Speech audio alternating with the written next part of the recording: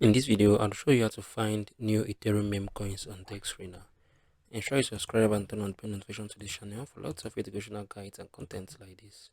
Now, when I mean new Ethereum meme coins, the tokens that are actually launched, very new, or launched newly here on Dexscreener. Now, what you need to do, you need to click on this Ethereum tab, right? So there's the Solana, there's the Ethereum, there's the base. So you're going to click on this Ethereum right here. Once I've clicked on it, for you to be able to find the new meme coins that are launched, you need to click on this new page, right?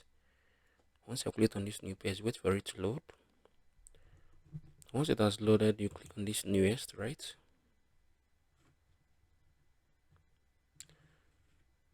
I think this is it. Exactly. So you can see tokens that are launched. This token is launched a minute ago, 29 minutes, 34 minutes. This is basically how you can find the new meme coins launched here on Ethereum on Dexscreener.